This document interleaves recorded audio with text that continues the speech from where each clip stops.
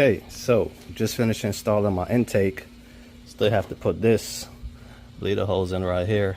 It's it fits, but when you do it like this and it goes this way, it's pulling a little bit too much. So I'm gonna go to AutoZone and get a replacement.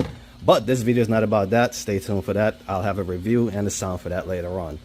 So in my last video, right, I installed my dash cam and I hardwired it up there, right? But I got tired of that, and I decided that wasn't a true hardwire. It just power off of the rear view mirror. But then I bought the hardwire kit, which is it's this right here. Okay, so pretty much what we have going on here, I just removed this trim. Okay, remove that trim. Let me move this out of the way. I was stepping on this. We're going to remove this trim. I'll show you where this is in a second. Okay, so you just get under the passenger. I'm going to use, let me zoom out. I'm going to use the fuse box from the passenger side, right? This is it right here. I just took the cover off of it. So either way, that trim I just showed you is what was covering this section right here. Pry that out. Okay, take this cover off, pry that off. This pillar right here, we're gonna take this off in a second. I just popped it, you see. We're gonna take that off in a second. Okay, then you go to the back of the car, pop this trim up, which is this. Pop this trim off, which is this. Loosen this one a little bit. Okay, and then the reason for that is, now the only reason I'm doing this one, everything I just showed you, is because on my IFO it comes with a front and a rear camera. This is the rear camera. So the reason we're doing everything I just showed you, you see how long this wire is? It's probably like 5 feet. So we're gonna run it up here in the curtain, down here, all the way through, right? All the way through, up here, and then back over here. So I'm gonna go ahead and do that, and then I'm gonna walk it to show you how it looks. Okay, so what did I do? I ran the wire here. Okay, that's where I'm gonna put my camera. Tucked it under the headliner. Obviously, remember, we had to remove this part. Fed it through. This is it right here. Now you're gonna drop it down the hole right there. Feed it through. You gotta kind of like maneuver it. Comes out right here at the bottom. You're gonna tuck it under this trim right here, you know, keep it clean, and then we're gonna feed it to the back like this. Here's some extra, but you know, I didn't tie it up as yet. Feed it through, tuck it under this trim, and then here it is coming out this way. Okay, straight up. Remember, we pull this forward, tuck it under there. This is not closed up as yet. Tuck it, you run it up here, then you go under the liner right here. Okay, under the liner, and boom, camera gonna sit somewhere right here. You adjust the view how you want it. Now, remember, that's only the wire for the rear camera to connect to the front, right? Right there, rear. And now this is the USB for the front. Okay,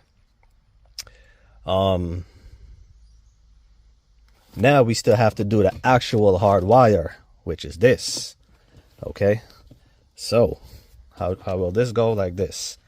This piece goes into the camera there, that spot that say USB. And now this is your actual hard wire that feeds off of the car, right? See, you have your adjustable modes there. You put it to any one of these with this little dial right there, well, lever right there, switch right there. You you're pretty much telling it to stop. Now again, you're connecting this for like motion sensor stuff like that. You're pretty much telling it to kill the power if your battery ever fall below any one of these voltage. Okay, I'll show you how to connect this. Let me just clean this up a little bit and I'll show you. Okay, so now Rambo wires. We got the rear camera and the actual hard wire, right? Tucked it under the curtain. Look at me. Tucked it under the liner. Feed it there. Do all of that. They both run. Fish them down the hole. Right, straight down. This was the this loom right here is the rear camera. This one here is the hard wire. I'm gonna do the same thing, and when we're done, we're gonna tuck it up under there and put the cover back on. So same thing. It's down here. Let's just tuck it here. Okay. And well, actually, you know, I guess you don't have to tuck it there because you're not running this towards the back of the car. Once we connect this is also going to be tucked up here. So I guess I'll leave that out of that part. So this is what you're going to do. This black one is your ground. We're going to use this bolt since it's right here. Right? We're going to connect that bolt out and put it on right there, right? Or a screw. But yep, we put that one there. Your red is gonna be a fuse that works off of the battery, and your yellow is gonna be an accessory, right? So here is the cover I took off from the fuse box that was down there. We're gonna use this first one with the line through it. We're gonna put the battery in that one. And this one here on the right side also with the line through it, we're going to put the accessory to that one. So if you under the car, you know, let me get my light on. Where is it?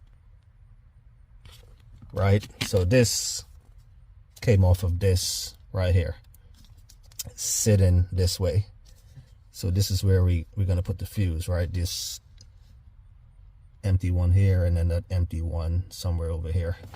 Okay, now there's different ways you can connect fuses, but this is how I'm going to do it. I went to Advanced Auto and I bought this. Okay, low profile mini at a circuit holder. Okay, now our car, well, at least the Lexus, it uses mini fuse, not the standard size fuse. Now this right here came with this inside of it. All right, and it came with like 2 other fuses in there and these 2. So we got the 10.5, the 10, put them in there, right? And then this is gonna plug right in there where that came from. Now as far as this end right here, since this is our battery, you see how this is already stripped. You put it in there and then crimp it, and then boom, that's your connection. Do the same thing for the yellow side with the other one, the accessory. Send it up in there, you know, and that's how you ground it, and that's your connection. So I'm gonna do that and I'll show you. Okay, so got them connected. Had these T-taps. I'm terrible with trying to crimp these. I'm terrible at these, so I end up cutting it off, right, and just using the ones I had. These is a lot easier to connect for me personally, you know. So we got that done, right? That's how that look. The other one I told you, the ground, you connect it right here. I just screw this out a little bit and put it behind it and then tighten it back. And then at that point, we plug it in back to the fuse and test the cameras. So let me connect my power to all the cameras to see if they come on. Okay, so I connected everything. Showing you from down here. This was the ground. When you have this connected, pretty much when you're under here,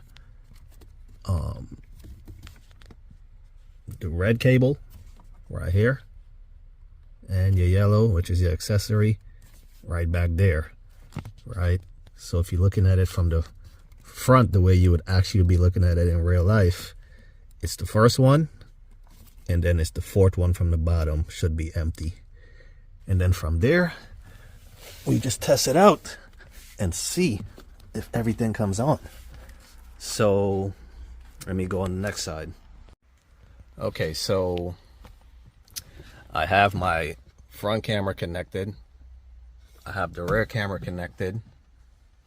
You notice this. Notice this is right here. This was the prior setup that fed off of this mirror, so I'm not using that anymore. So everything is hardwired. Let's see what happens. Does it come on? Okay.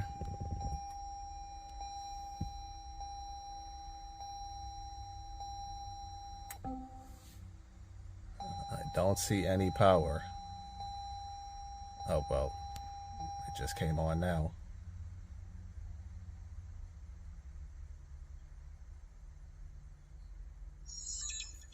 There you go.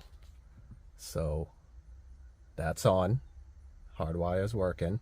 Now let's go see the one in the back. So there's no way for me to tell. Let's see if a light is on here. Okay, I can't. So I don't see any light on it. So there's no way for me to tell this is on.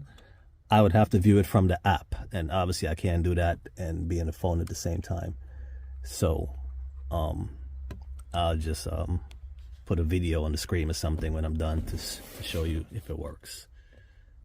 Now, as you see, power's fully off, but I have the motion sensor running and I have it set to cut off if the power falls below 12.2 volts.